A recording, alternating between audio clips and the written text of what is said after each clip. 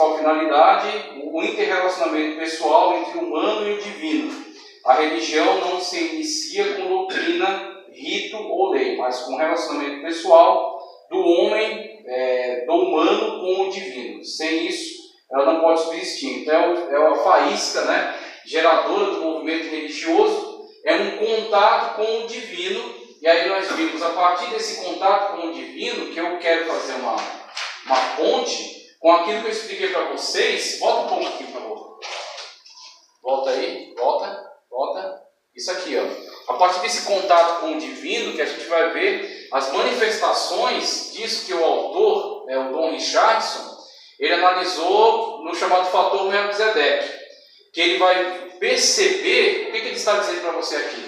Que você, ao analisar as manifestações religiosas, você vai perceber os diferentes tipos de contato que eles tiveram. Se você vai para uma teologia liberal, de antemão eles vão dizer que todas as manifestações religiosas são verdadeiras, porque são construções humanas. Nenhuma delas pode tomar para si o título, pode tomar para si, vamos dizer assim, a autoridade de ser a verdade absoluta. Nenhuma delas pode tomar para si a autoridade de ser a verdadeira religião. Então são todas construções humanas. Melquisedeque, aquele personagem que interagiu com Abraão, que Abraão encontrou ele no vale de Savé, e ele era o sacerdote do Deus Altíssimo, né, ao qual a Escritura não nos dá nem origem nem fim. Pouquíssimo, somente naquele momento. Aí depois ele vincula os textos sagrados mais adiante, nos Salmos e na Carta aos Hebreus, vincula o ministério de Cristo a Melquisedeque. Então ele é um personagem fundamental. Só que a Bíblia Sagrada, intencionalmente, não nos descreve muito acerca dele. Então veja, o Melquisedeque, conforme você mesmo questionou, ele é utilizado pelo Dom Richardson para exemplificar, como ele chama de fator Melquisedeque, a revelação geral. Aquilo que eu mostrei para vocês mais atrás do pacto geral que Deus fez com a humanidade, por meio do qual ele se revela, ele tem o interesse de que a humanidade tenha conhecimento dele. A humanidade tenha conhecimento do Deus verdadeiro. Então, dentre as manifestações que estão presentes no mundo, existem pessoas que tiveram contato com a verdade de Deus. Aquilo que Paulo, como eu coloquei para vocês, diz: aquele que sem lei fez aquilo que é da lei, tornou-se para si mesmo lei. E aí Deus vai levar em consideração aqueles que, dentre as diversas manifestações, podem ser enquadrados no chamado fator Melquisedeque, que é a busca pelo Deus verdadeiro, a busca pelo Deus espiritual, a busca pelo Deus justo, a busca pelo Deus amoroso. E que muitas das vezes são pessoas que são marginalizadas em relação à religião na qual estão inseridas. Muitas das vezes elas estão dentro de um grupo que professa uma religião que foi afetado por diversos aspectos do fator Sodoma. E o fator Sodoma é aquilo que foi visto, foi observado na religião cananeia. Todos os aspectos que são incentivados ou pela influência satânica, tá certo? Que desviou as religiões da verdade, ou pela influência carnal, que fez da religião mera manifestação da concupiscência. Quando você vê os cultos manifestarem a sensualidade desenfreada, manifestarem a idolatria, manifestarem o totemismo, tá certo? Que é a crença de que existem objetos que são detentores de poder, que você adora esses objetos, ou você toma eles como amuleto para si. Pode falar. Então o fator Sodoma é de fato uma menção à situação de Sodoma. E ele amplia. Sodoma é só o ponto de partida. Uhum. Exatamente. Ele toma a questão histórica de Sodoma como um ponto de partida para a sua observação. Então o fator Sodoma, nesse aspecto, ele é até anterior a Sodoma. Porque antes de Sodoma já se manifestou, já teve manifestações religiosas com essas características, que vão ser observadas em Sodoma, e sobre os quais vai haver um julgamento pesado da parte de Deus. Então Deus vai trazer punição sobre toda a religiosidade afetada pelo fator Sodoma, que é a religiosidade puramente humana, são as folhas de figueira que o homem fez para si, que são insuficientes, apenas momentaneamente o pecado, mas na verdade não possibilita que o homem seja de Deus. Esse versículo é específico para Abraão? O Abraão é o quê? É quando você observa dentro da manifestação geral de Deus, uma manifestação específica. Quando Deus, a partir de Abraão, vai levantar toda uma descendência, vai levantar um povo que é escolhido por ele na face da terra, e dentro desse povo vai chamar o seu filho, vai manifestar ao mundo o seu filho. E aí a mensagem de Cristo por meio do fator Abraão, ela é muito mais clara, muito mais específica, tá certo? Muito mais firme do que a mensagem geral do fator Melquisedeque. Mas isso aí era real. O povo de Deus, eles mesmo assim prosperam. Sim. Só que a prosperidade deles é momentânea. E mesmo que eles passem uma vida inteira com prosperidades mundanas, espiritualmente eles estão arrasados. Eles estão afastados da eternidade de Deus. Exatamente. Então o que acontece? Essa questão deles serem amaldiçoados não é somente eles não serem prósperos, é eles não terem comunhão com o Deus de Abraão. Porque a sua fé, você é salvo por causa da fé de Abraão que você manifestou. E as pessoas que atentam contra essa fé estão de antemão amaldiçoadas. Elas estão amaldiçoadas porque elas não vão ter contato com Deus, não vão ter contato com a verdade. Elas vão viver sempre escravizadas dentro da mentira. Agora, sobre o Melquisedeque. Muitos falam que Melquisedeque seria comparado com Cristo. Só ele é uma tipologia de Cristo. Cristo, ele tem mãe, a gente sabe de onde ele veio e para onde ele então, foi. Melquisedeque não. Eu já expliquei para você. Ele é Cristo, ele é tipologia de Cristo em um aspecto, não tudo, tá? Ele não é Cristo, ele não é uma teofania, ele é uma tipologia. Então ele está vinculado a Cristo no sentido do sacerdócio só. E o problema aqui foi real. E ele foi real, exatamente. De onde ele apareceu, a Bíblia silenciou. A Bíblia não fala. Silenciou mesmo, intencionalmente. Tem. Intencionalmente. Por quê? A Bíblia silenciando o seu início, silenciando o seu final, ela constrói uma tipologia. A tipologia você é um sacerdócio superior ao de... como sacerdote, você é superior a Abraão. Sendo superior a Abraão, você é superior a toda descendência de Abraão, inclusive Levi. Então Cristo é superior a Abraão, e sendo superior a Abraão, é superior também a Levi. Então ele está vinculado ao sacerdócio de Melquisedeque. Você não tem princípio, porque Melquisedeque não teve princípio. Você não terá fim, como Melquisedeque também não teve fim. Essa é a construção perfeita da tipologia.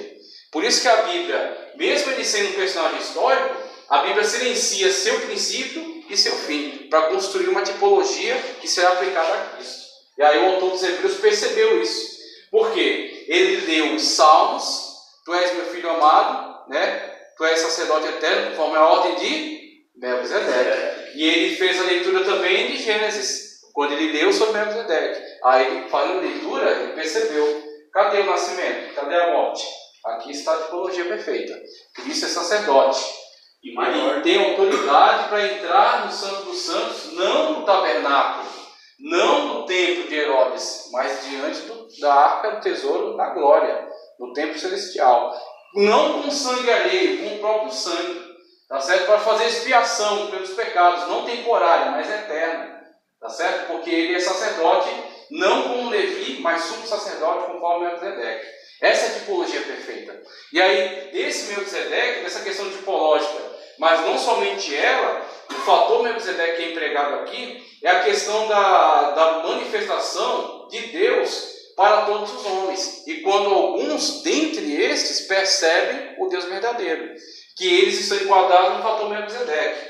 Já o fator Abraão é a linha histórica de continuidade desde a manifestação da fé, quando Abraão foi salvo, chamado amigo de Deus pela fé, e toda a sua descendência genealógica, de onde vai vir os judeus, de onde vai vir a lei, de onde vai vir Cristo, de onde virá o Evangelho. E aí temos uma linha histórica, que é chamada tradição judaico-cristã, desde lá da tradição de Abraão até nós. Quem entregava para esse povo que Deus chamava? Ou só Deus automaticamente chegava e falava para eles: eu quero que você me siga, me serve? Porque não tinha igreja nessa época. Não tinha igreja, não tinha livro sagrado ainda. Exatamente. Então, muito do que eles conheceram foi por meio de tradição. Então você tem uma tradição que começa em Adão, que tinha um conhecimento perfeito de Deus. Depois de Adão veio seu filho, veio Enos, que começou a invocar o nome do Senhor. Veio Enoque, que não foi achado entre os homens, né, que foi arrebatado para com Deus. Os descendentes que ficaram servindo a Deus, que foram chamados filhos de Deus, que depois se misturaram com a filha dos homens. quando ele se mistura com as filhas dos homens, veio a corrupção da humanidade, porque a tradição que estava sendo comunicada desde Adão começou a ser contaminada com a pecaminosidade das filhas de Caim, tá certo? E aí o que acontece? Quando Deus buscou na terra para trazer destruição total por causa da corrupção da humanidade, meu espírito não contenderá para sempre com o homem, porque ele também é carne. Ou seja, Deus viu que o homem havia se pervertido totalmente, abandonado a tradição. Deus encontra um homem. Eu dou um doce para quem disser o nome dele. Quem Deus encontra? Antes de destruir toda a humanidade, ele encontra um homem que é fiel em suas gerações. Quem é? Noé. Oh, glória a Deus, varão. Noé. Quando ele encontra Noé, o que ele vê em Noé? Noé era um dos poucos indivíduos, ou talvez o único mesmo, que tinha se mantido fiel à tradição. A tradição comunicada desde Adão. Tá certo? E aí olhou para a humanidade, havia se pervertido totalmente. E Noé estava fiel na sua geração. E aí o que Deus faz? Faz um pacto com Noé. Enquanto Noé constrói a arca, cada martelada de Noé é a pregação. Noé está dizendo, vai vir juízo, vai vir condenação. Quando a arca está pronta, aquele ali é o testemunho de que Deus ia subjugar a terra por meio do dilúvio. E aí quando vem o dilúvio, Noé é salvo, ele e os seus filhos. Tá certo? E a partir dos filhos de Noé, ele continua a tradição. Noé entrega a tradição que ele recebeu e que ele seguia para Sem, Cã e Jafé. Quando Sem, Cã e Jafé se espalham pelo mundo, uns vão seguir mais a tradição, outros vão se perverter. Nessa perversão você tem as falsas religiões que surgem, que são sendo analisadas aqui. Mas dentre esses indivíduos, alguns permanecem fiéis. Melquisedeque, por exemplo. Agora, os filhos de Noé seguiam a mesma tradição do pai ou era rebelde também? Alguns se rebelaram. Você começa a ver. Enquanto estava construindo a arca? Enquanto estava construindo a arca, não. Eles estavam submetidos ao pai dele. Mas então, depois do dilúvio, era perfeita, né? Enquanto estavam ali, sim. Eles estavam obedientes ao pai, totalmente. Depois do dilúvio, o próprio Noé já teve desvio. Ele tomou muito vinho e ficou nu na sua tenda. Aí Cã, já vendo seu pai, em vez de ter uma atitude de respeito, ele tem uma atitude de, vamos dizer assim, de zombaria, porque ele viu a nudez do pai. Em vez de ele cobrir o pai, vai contar com os outros. Dali vem aquela reprimenda. Aí Noé profeticamente já observa que aquela atitude produzirá um efeito muito devastador mais tarde, quando a maldição cai sobre Canaã. Canaã manifesta exatamente aquela atitude desrespeitosa que foi observada em Cã. Em Canaã você vê cultos onde manifesta total desvio sexual, promiscuidade, tá certo? Devassidão sexual, relacionamento sexual com animais, zoofilia. Tudo que é tipo de perversões sexuais inseridas na religiosidade desse povo. Já é sinal dessa perversão. Aí você começa a ver a perversão das religiões desde a raiz, desde a base. Agora, quando eles começaram a se espalhar, no primeiro momento, se mantiveram fiel. Mas o seu filho, talvez não seja tão fiel quanto você. O filho do seu filho, um pouco menos. O seu bisneto, o seu tataraneto, e por aí afastando-se, você vai ter diversas... A tradição antiga, é muito boa a pergunta que você fez, porque eu pude ter a oportunidade de mostrar essa linha de continuidade. A tradição antiga que foi recebida e que poderia ter sido mantida, ela foi se perdendo, né? Ela foi se distorcendo. Para nós, essa questão da tradição oral, ela é meio complicada, a gente não lida muito bem com isso. Mas no mundo oriental isso é muito forte, tá certo? Inclusive os judeus, até hoje, eles alegam que eles preservaram uma tradição oral muito forte. Desde os sábios da antiguidade, é o que eles chamam de cabala. Japonês também, exatamente. Então, geralmente, você vê características desse povo, eles dão muito valor aos mais velhos. Eles é característica de quem preza muitos costumes, né? História. Exatamente. Então, tem a honra, os códigos de honra, né? A lei não escrita, né? Que no direito você chama, tem o código positivado e tem o justnaturalismo. Então, o justnaturalismo e as leis consuetudinárias, que são leis do costume. Então você tem as leis consuetudinárias, aquela coisa, de se estabelecer esse costume. Então não precisa positivar todo o código, não precisa escrever tudo. Isso aqui é um costume aceito. Então as pessoas vão agir em conformidade com o costume. Uma vez que você atentou contra aquele costume, vai ter pessoas que vão julgar você e condenar você por quebrar aquele costume. Inclusive o autor do Provérbios até transmite esse ponto de vista que ele fala, não removai os marcos antigos. Isso é costume, isso é respeito às tradições. E aí, a partir desse conceito, é que você vê como a verdade, ela foi comunicada para muitos que mantinham a tradição. Agora ela foi distorcida para muitos que manifestaram o fator Sodoma, que é o que? A perversão da tradição, a perversão dos bons costumes. E aí você vê a produção das falsas religiões a partir desse fator Sodoma. Falando de nós, olhando para os nossos olhos carnais, seria muito difícil acreditar que ia cair um dilúvio naquela época, porque não caía nenhuma gota de água nunca. É fácil acreditar no arrebatamento? Não, é isso, meu querido, é o mesmo conflito. Dentro da igreja, a fé é quase nada, mas eu sei, é muito conflito. Vai um cara pregando Agostinho num bar que não mas veja bem. A única coisa que você vai pensar dele é que ele é louco. É o que pensaram dele. Exatamente. Só que ele é louco? Não. Então pronto. O problema é esse. Aí você pensa que ele é louco, mas ele não é. Ele está falando a verdade.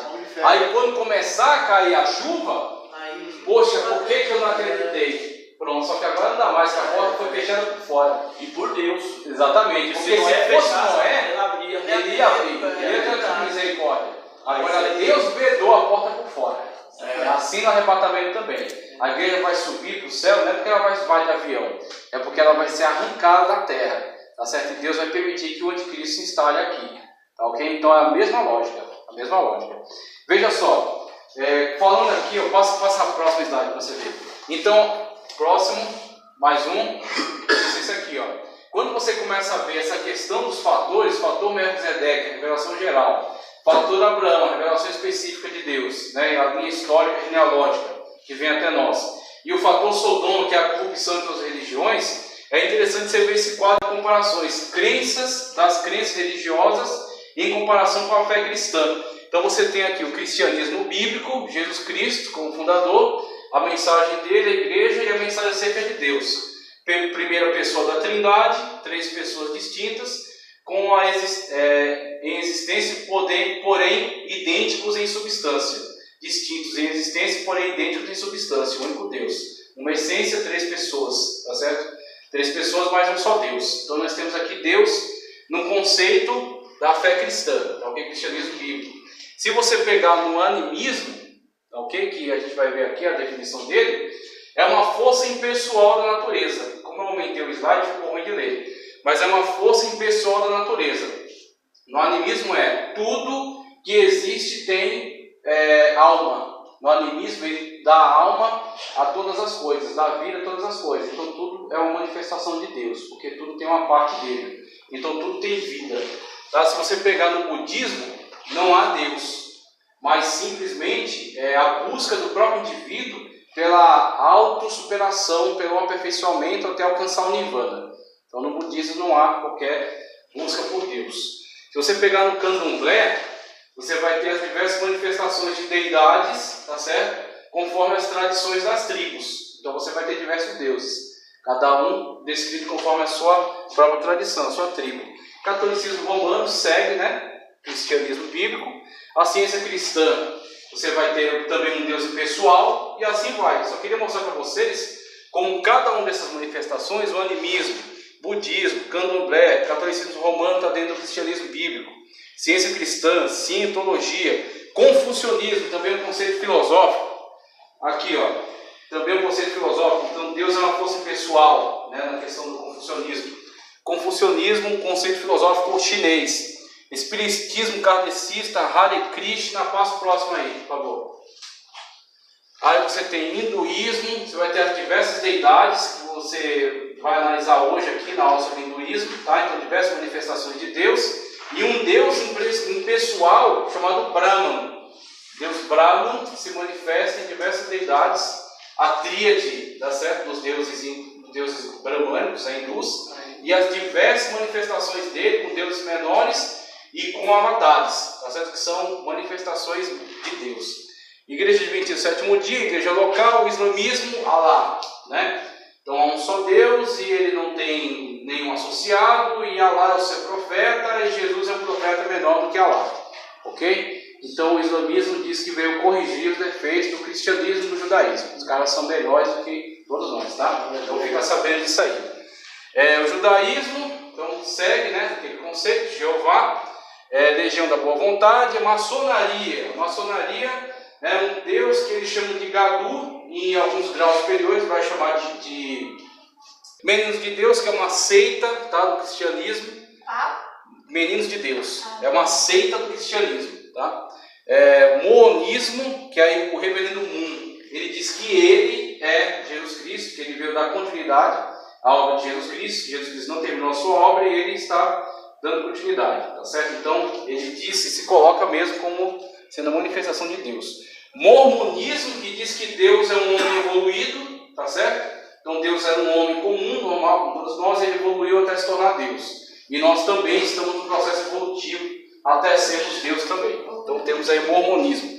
E esses caras dizem que são cristãos, tá? Então eles são uma seita terrível do cristianismo. E a nova era, com um Deus totalmente impessoal, e ela sendo, na verdade, um grande reflexo da tradição oriental que está entrando no nosso meio, por causa de toda a promoção que tem sido feita aí, principalmente pela ONU. Ela não tem promovido um tipo de sincretismo religioso. Existe até um movimento de religiões unidas, ecumenismo. Ultimamente, né? Exatamente. Ecumenismo, que promove o diálogo entre as religiões. E o cristianismo bíblico, ele não é bom nisso. O cristianismo bíblico não se presta a movimentos ecumênicos nem sincréticos. Ele denuncia a falsidade das outras religiões. Aquilo que eu falei para você. Ele percebe e aponta todo o fator Sodoma, de distorção das religiões. E aí quando ele estraga, né, ele torna o caldo, né? Ele estraga a dança. E aí o cristianismo bíblico, ele tem sido geralmente distorcido, silenciado, tem sido colocado marginalizado para que ele não atrapalhe esse movimento de unificação.